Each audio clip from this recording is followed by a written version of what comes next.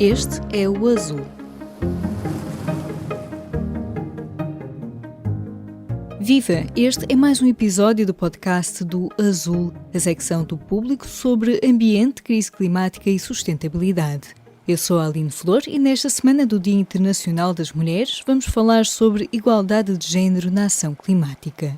Em setembro de 2022 foi oficialmente lançado o movimento Mulheres pelo Clima, dos países de língua portuguesa para o mundo, que contou com a parceria do Ministério do Ambiente e Ação Climática, da Comunidade dos Países de Língua Portuguesa, a CPLP, e da Rede Internacional Casa Comum da Humanidade.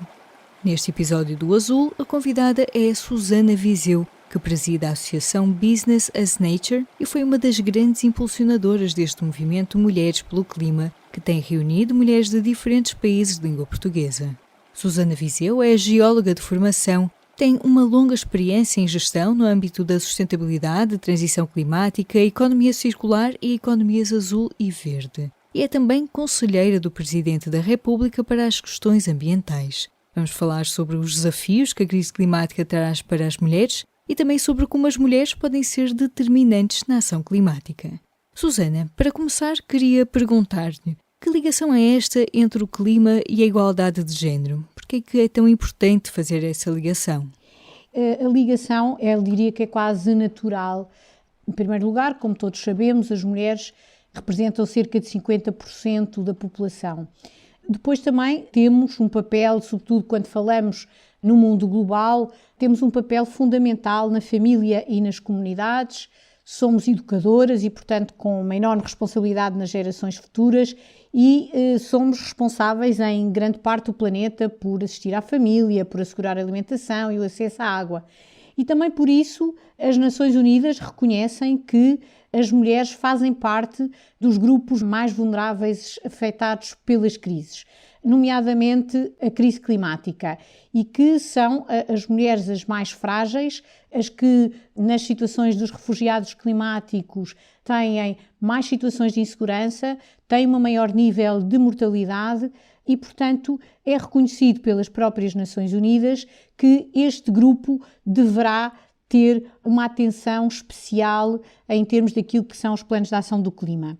Isto foi já reconhecido na COP20, portanto em Lima, onde foi criado o Lima Working Programme on Gender, portanto o programa para trabalhar as questões de clima ligados ao género, em que neste reconhecimento da necessidade de promover a igualdade de género nas ações de resposta às alterações climáticas. E, portanto, neste sentido, é fundamental mobilizar as mulheres na ação climática, mulheres e as meninas, para catalisar ainda mais aquele que é o seu papel de guardiãs e de gestoras dos recursos naturais em muitas geografias e que também permitam às mulheres não estar nesta situação de vulnerabilidade numa situação de crise global. E existem muitas diferenças na forma como olhamos para esta ligação entre o clima, o ambiente e o género, por exemplo, nos países em desenvolvimento e países mais desenvolvidos, como por exemplo Portugal e outros da União Europeia? Claro que sim, as questões de clima não podem ser dissociadas das questões de desenvolvimento. Esse é um dos grandes entraves que tem havido à implementação prática dos acordos e mesmo à sua obtenção nas conferências internacionais, em que se pretende obter um acordo multilateral, é exatamente essas diferenças em estádios diferentes de desenvolvimento entre aquilo que se chama, digamos assim, simplificando o Norte e o Sul. E que é de facto fruto de todo um percurso diferente e que temos realidades diferentes. E em muitos dos países as questões de igualdade de género estão ainda muito longe da realidade que nós temos hoje em dia na Europa. Se bem que a situação que existe também na Europa ainda está muito longe da igualdade de género. E, portanto, mas já lá vamos. Mas ainda relativamente a estas questões dos países menos desenvolvidos, naturalmente que as mulheres têm um papel na comunidade ainda de total, digamos assim, assistência à família. Nos países europeus isso já vai sendo mais dividido, mas em muitas realidades e na maioria do mundo são de facto as mulheres que asseguram esse acesso. Se nós virmos, por exemplo, nas questões da água, as mulheres são quem assegura, no caso ainda de muitas geografias onde não existe água canalizada, são as mulheres que asseguram o ir buscar essa água, pondo muitas vezes em risco a sua segurança e, inclusive, limitando aquilo que podem fazer em termos da sua educação e em termos do seu desenvolvimento profissional, que a maior parte das vezes não existe, porque elas têm que abandonar a escola muito cedo para cuidar da família e para aceder a estes recursos, trabalhar a agricultura, portanto, fazer o acesso à alimentação, o acesso à água. E, portanto, de facto, esta realidade é muito distinta. E já agora estas diferenças também se notam até a nível da ação climática, que quando nós falamos da ação das mulheres, também é diferente nesse chamado sul global do que é, por exemplo, aqui no norte global, não é? Claro que sim. Para além de, como também é reconhecido pelas próprias Nações Unidas, as mulheres e as crianças acabam por ser os grupos mais afetados pelas alterações climáticas e, portanto, pelas catástrofes naturais e por todos os fenómenos extremos que se estão a intensificar. E são, de facto, elas que acabam não só por ser as mais afetadas, mas também quem está na linha da frente para a recuperação, para assistir aos que ficam para trás, e elas acabam também por ficar para trás nessas situações de emergência para assistirem aos mais velhos, assistirem às crianças. Daí é fundamental a atenção especial às mulheres, são também elas que no mundo rural acabam por ter um papel fundamental e por isso envolvê-las numa agricultura mais sustentável, envolvê-las numa gestão também mais sustentável dos recursos, explicar como é que se faz, criar essas competências no âmbito da água potável, no âmbito das energias renováveis, na autoprodução de energias renováveis. Portanto, nós trabalharmos com mulheres pelo mundo é uma forma muitíssimo importante de poder alterar para melhor as comunidades locais. E fazendo então um salto para países já mais desenvolvidos, é possível também, dentro dessas sociedades em que existe ainda desigualdade de género, mas está um pouco diferente e mais ultrapassada, é possível identificar também esta ligação entre clima e igualdade de género, ou a necessidade de cruzar estes dois aspectos? Como é que, por exemplo, em Portugal nós vemos este cruzamento? Também a nível global e, portanto, sendo no norte global ou no sul global, aqui há um ponto transversal. É que as mulheres são também responsáveis por cerca de 85% das decisões de compra. E por isso, se nós queremos que haja um consumo mais sustentável, que haja uma adoção de estilos de vida mais sustentáveis, as mulheres aí têm também, mais uma vez, um papel fundamental. E depois, ao nível também do desenho das políticas, ao desenho dos próprios produtos, se nós não tivermos mulheres que estão em posições de liderança, tanto ao nível político como ao nível empresarial, muitas vezes aquilo que são as necessidades reais das mulheres são afastadas daquilo que acabam por ser os desenhos dessas políticas ou dessas estratégias empresariais ou desses produtos.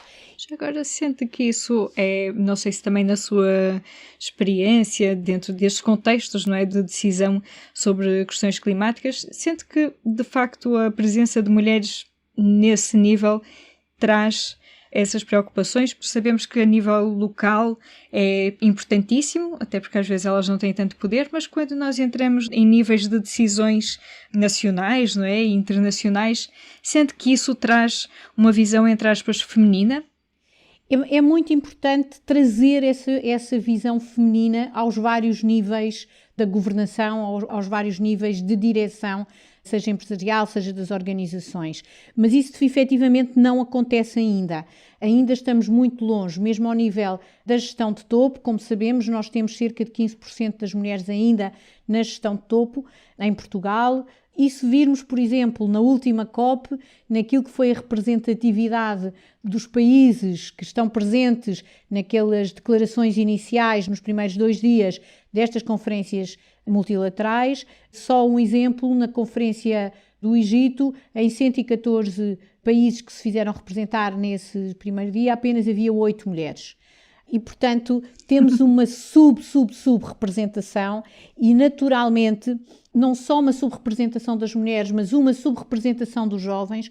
Quando nós olhamos para aquele friso, normalmente das conferências internacionais, vemos homens com mais de 50, 60 anos e que são eles que negociam, são eles que definem os acordos e os termos dos acordos, que os aprovam. Porque às vezes na negociação há algumas mulheres, embora ainda também haja poucas mulheres negociadoras e poucas mulheres na diplomacia climática, mas quem tem que aprovar, a grande maioria são homens já de uma determinada idade. E o mundo não é assim, não é? E portanto eu acho que quando nós estamos a falar de estabelecer políticas globais, quando estamos a falar de estratégias de intervenção e em questões que são tão complexas como a questão climática, que mexe com mudanças profundas na sociedade, que mexe com a alteração de modelos económicos, que mexe com coisas tão simples como são o nosso dia-a-dia, aquilo que nós fazemos diariamente e que temos que passar a fazer de maneira diferente,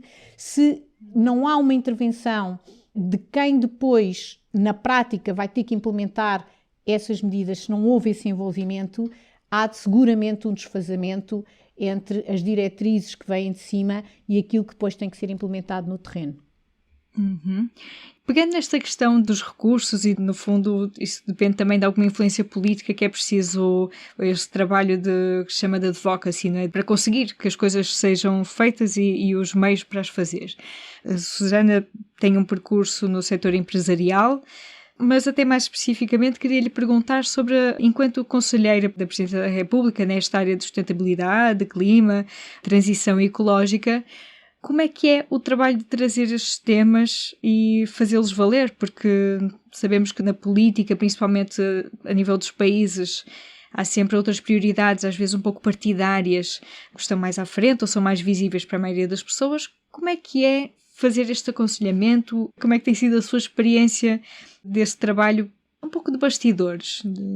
Eu começando um bocadinho até pela experiência empresarial e também pela experiência que já de longos anos, a área ambiental. Quando eu comecei a trabalhar na área do ambiente, eu sempre trabalhei ligada às áreas do ambiente, primeiro mais ligada às áreas dos recursos hídricos e dos solos, à avaliação do impacto ambiental, mas depois às questões da implementação de sistemas de gestão ambiental e do desenvolvimento de estratégias de sustentabilidade nas empresas. E nós, no início, quando começámos a trabalhar nestas áreas, e aqui sim éramos maioritariamente, em Portugal, maioritariamente raparigas, que acabavam por estar a trabalhar muito ligadas a estas áreas do ambiente. E então havia ainda um bocadinho aquele estereótipo, lá vêm as meninas do ambiente. E portanto era uma coisa completamente supérflua e uma coisa assim muito ao lado. Pronto, lá temos que aturar aqui um bocadinho de ambiente, porque começavam-se a fazer a primeira legislação, portanto tinha saído recentemente a primeira lei de bases do ambiente, e portanto as primeiras regras que vinham essencialmente da Comissão Europeia e portanto que tínhamos que adotar na água, nos resíduos, enfim, nos vários temas, e que havia obrigações a cumprir e portanto nós vínhamos com aquele papel de chato que fazia gastar dinheiro às empresas e portanto a área do ambiente era encarada como algo onde se gastava dinheiro e muitas vezes as pessoas não compreendiam bem porque é que se gastava esse dinheiro, muitos dos nossos empresários. Felizmente a situação vem mudando e há uma compreensão não só da grande maioria dos empresários de que a questão ambiental está devidamente internalizada e tem que estar devidamente internalizada nas empresas, mas mais do que isso, que a questão do ambiente, do clima, das questões da sustentabilidade nos seus 3 pilares, portanto no ESG, no Environmental, Social and Governance, tem que fazer parte da estratégia das empresas. Não é uma coisa ao lado, a estratégia das empresas tem que ser baseada nestes pilares e que o seu negócio, a valorização da sua empresa, da sua marca, depende também destes indicadores. E, portanto, a realidade hoje é muito diferente. Portanto, eu também eu passei por gabinetes governamentais, também já há uns anos, e ainda nessa altura que eu passei por gabinetes governamentais, ainda era difícil falar de ambiente. O ministro do Ambiente num Conselho de Ministros era um ministro que era pouco ouvido e que tinha pouco peso político e, portanto, não era um ministro com grande intervenção. Hoje em dia já não é assim. Estamos a falar de que altura? Estamos a falar nos anos, início do ano 2000, inícios do ano 2000, portanto há 20 anos. Ou seja, já com o protocolo de Kyoto ainda não tínhamos atenção. E as questões eram muito, quer dizer, não eram de todo determinantes. Hoje em dia o Ministro do Ambiente tem uma visibilidade muitíssimo diferente. As pessoas estão muito mais atentas, toda a opinião pública está mais atenta, digamos assim, a nível internacional existe uma consciência completamente diferente que estes temas têm que estar na ordem do dia e têm que estar nas estratégias políticas de qualquer país. Por isso, hoje em dia, eu diria que por um lado é mais fácil fazer esta advocacy a nível, digamos assim, da política de alto nível. E eu diria que em Portugal ainda mais, porque nós, apesar de termos muito ainda para fazer, nesta área da ação climática, na questão da transição energética, nós temos feito um percurso positivo e o nosso Presidente da República é uma pessoa muitíssimo atenta a este tema, em que todos os fóruns internacionais têm uma posição muito firme e muito consistente sobre todos estes temas da defesa das questões ambientais, quer seja na questão do oceano, onde agora tivemos uma excelente notícia da obtenção finalmente do Tratado do Alto Mar, que foi um ponto muito importante pelo qual Portugal se tem vindo a bater, e na Conferência dos Oceanos, que foi liderada por Portugal, onde o Sr. Presidente teve um papel importante, esse foi um dos pontos fundamentais de discussão e de ação imediata, como nas questões e nas posições que são tomadas ao nível também da conservação da natureza, das questões da biodiversidade, de todo o tema das alterações climáticas. E para nós conseguirmos passar à prática e passar do papel para a implementação, nós temos que ter recursos, temos que ter organização e temos que ter efetivamente vontade. Enquanto estes 3 fatores não existirem, as coisas não passam de palavra. Falemos então de soluções e eu convidava a falar então agora sobre o movimento Mulheres pelo Clima, não é? Como presidente da Business as Nature foi uma das forças motrizes, digamos, da criação desta rede. Podia explicar um pouco, já agora, o que é Business as Nature, mas como é que daí surgiu a semente e depois a concretização deste movimento e o que é que pretendem concretizar?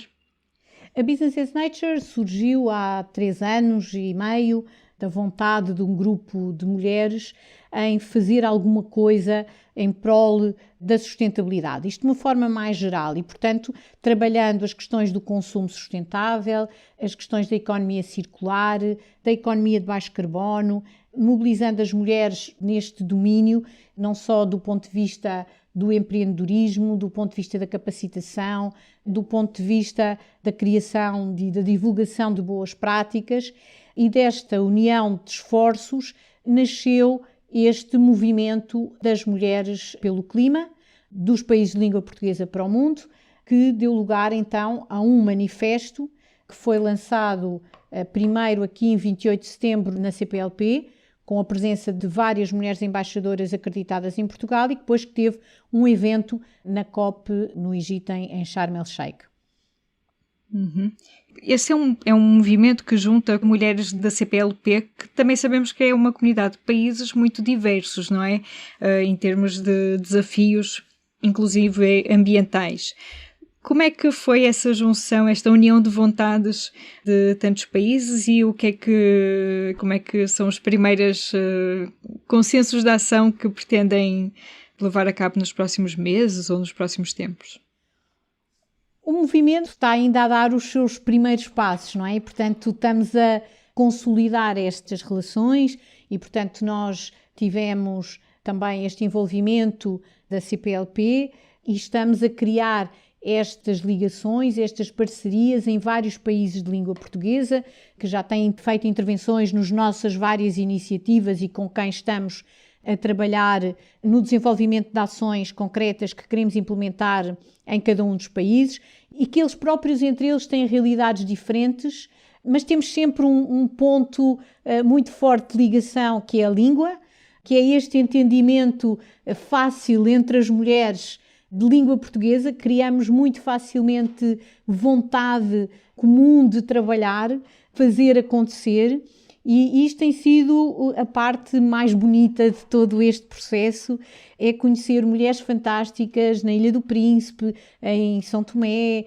na Guiné-Bissau, em Moçambique, em Angola, no Brasil, Cabo Verde, e conseguirmos conversar em conjunto, pensarmos em conjunto, desafiarmos em conjunto e fazer crescer este movimento. Este é a fase também em que já estamos envolvidos várias mulheres de diferentes países, tanto no side event que tivemos na Conferência dos Oceanos, como também no side event na COP, como agora também faremos no momento que também teremos na Conferência da Água das Nações Unidas em Nova Iorque, como também já fizemos num outro evento relacionado com as mulheres guardiãs da natureza e da sustentabilidade do mundo rural, em que também trouxemos mulheres de diferentes países de língua portuguesa, embora nós não queiramos ficar só pela língua portuguesa. Portanto, este é o ponto de partida, porque consideramos que, de facto, esta união da língua e de termos em muitos aspectos culturas comuns e, portanto, há muitas coisas culturais que estão na nossa matriz comum e isto facilita. E o trabalho das organizações não governamentais em Portugal, em especial, e nestes países, é extremamente difícil, porque os recursos são muito escassos e nós temos que juntar muito os nossos esforços, fazer esta união para conseguirmos fazer acontecer. E realmente este é o primeiro passo que estamos agora a consolidar. Estamos a desenvolver este plano de ação, que corresponde aos 6 eixos do manifesto. Talvez podes brevemente falar sobre esses 6 eixos do manifesto, só para ter uma ideia de quais são, digamos, as prioridades que estão em vista para um grupo tão diverso. Muito bem, o primeiro eixo, eu já falei um bocadinho dele, aliás, eu já falei um pouquinho de todos eles, mas de uma forma mais estruturada, digamos assim. O primeiro eixo prende-se com a política, diplomacia e ativismo climático e, portanto, tem a ver exatamente com esta participação ativa das mulheres nos momentos relevantes da política e da diplomacia climática a nível internacional, nestes vários momentos que já falei. E também de apoiar o reconhecimento do clima como património comum da humanidade e contribuir para que haja um modelo de governação deste bem comum.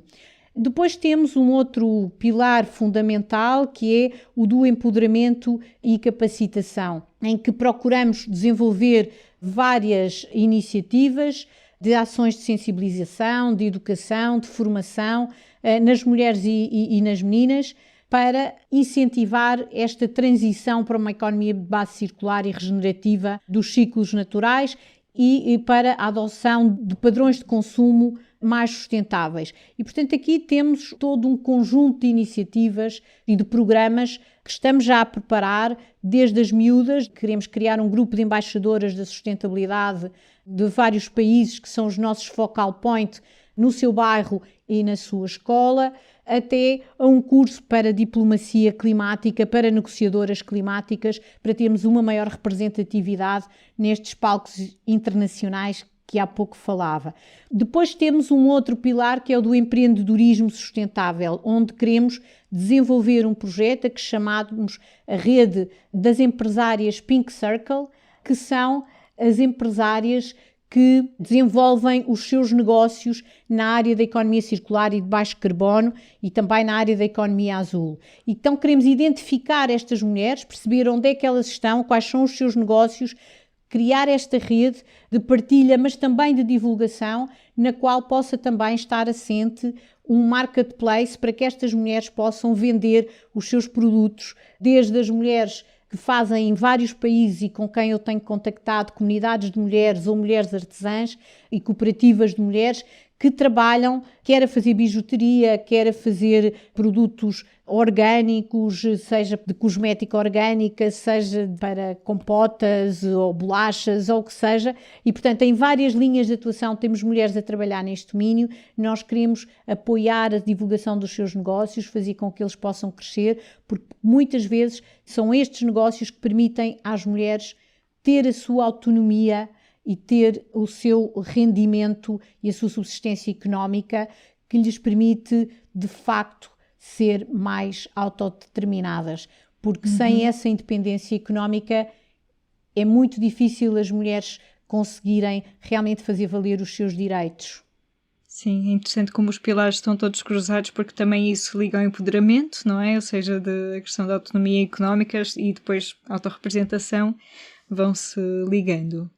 O quarto pilar tem a ver com a ciência, tecnologia e conhecimento e, portanto, queremos apoiar também consistentemente o investimento e a ação das mulheres na compreensão do funcionamento de todo o sistema terrestre e também o seu contributo no desenvolvimento de novas tecnologias e soluções inovadoras, quer seja para a transição digital, climática, energética, para a bioeconomia, para a economia azul e, portanto, para todos estes setores relacionados de uma forma global com a sustentabilidade. Depois temos o pilar da disseminação, comunicação e participação, que é vital, não é? Não só para o crescimento, para o impacto do nosso movimento, para dar a conhecer o que estas mulheres fantásticas estão a fazer em muitos pontos do globo e para inspirar também as meninas e também as mulheres que em qualquer momento podem mudar a sua vida, porque qualquer momento é bom para mudarmos aquilo que é o nosso contexto e conseguirmos melhorar a nossa situação de vida a vários domínios. Muitas vezes as pessoas dizem, já estou velha, já não é o momento. É sempre o momento e, portanto, nós queremos inspirar essas mulheres e fazê-las acreditar que é possível e termos aqui uma rede de apoio que cria também esta motivação e este espírito positivo entre todas. E isto liga com o sexto pilar, que é mais uma vez, que é o pilar da cooperação e da criação de redes. Estamos num mundo global, é fundamental promover esta cooperação a diversos níveis, seja multilevel, seja a nível multilateral dos diferentes países, porque sem envolver as universidades, os centros de investigação, as empresas, as organizações públicas, não conseguimos implementar nada do que são estas nossas vontades e nós acreditamos muito no trabalho em rede e queremos que todos e todas se possam juntar a nós em fazer acontecer este movimento. Para concluir, fizemos um percurso sobre como é que a presença das mulheres também evoluiu dentro da luta climática, como aliás na sociedade toda.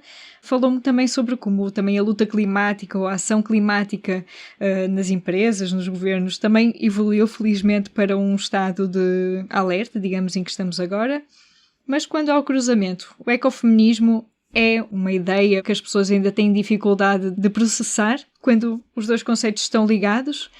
Atualmente ainda é difícil de compreender? Eu acho que ainda é, porque quando falamos só no feminismo, apesar de tudo, ainda é. E muitas vezes é por parte de muitas mulheres. Isto nasce também de um histórico de radicalização. Em determinados momentos é compreensível uma certa radicalização para chamar a atenção para um momento de autodeterminação em que há um determinado radicalismo para poder alcançar os seus direitos.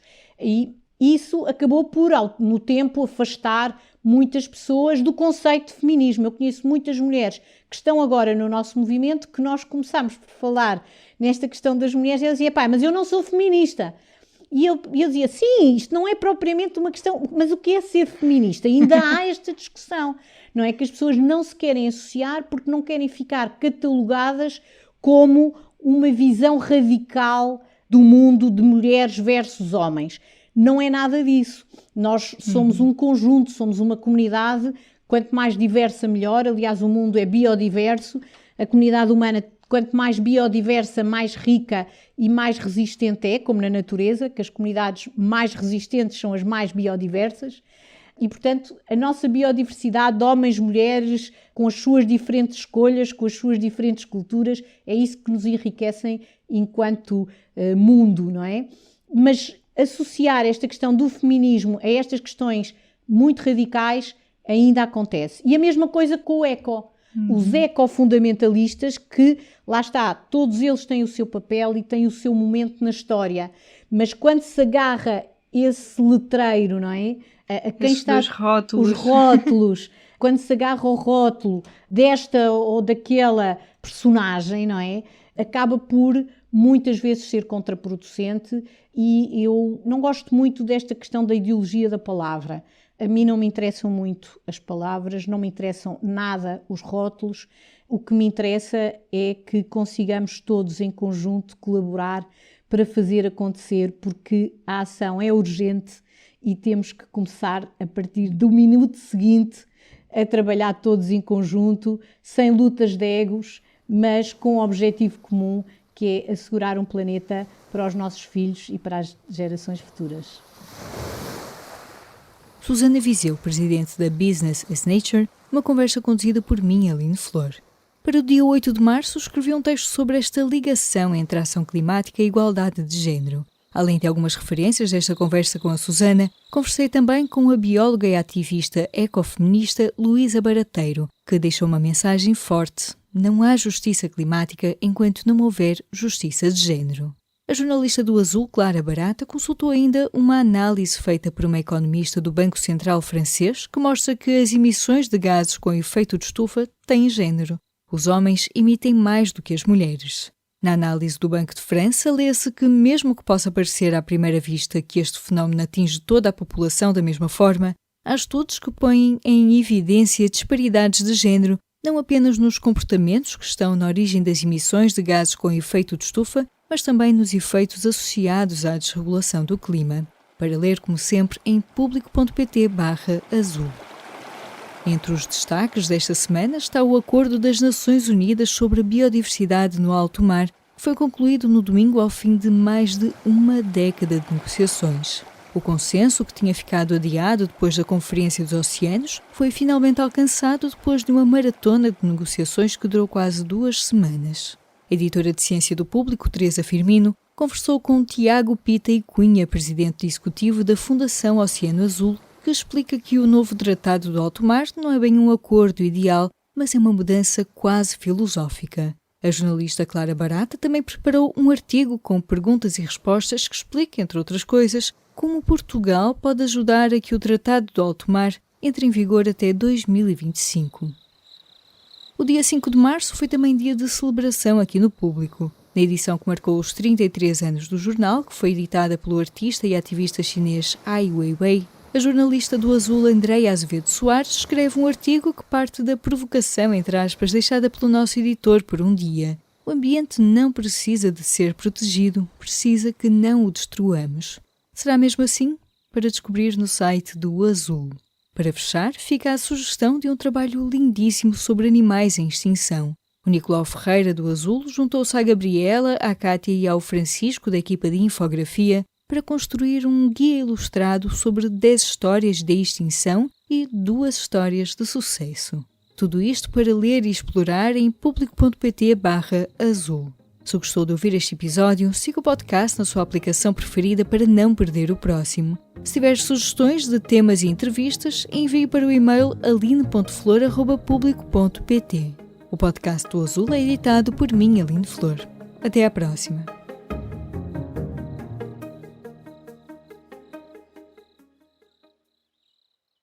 O Público fica no ouvido.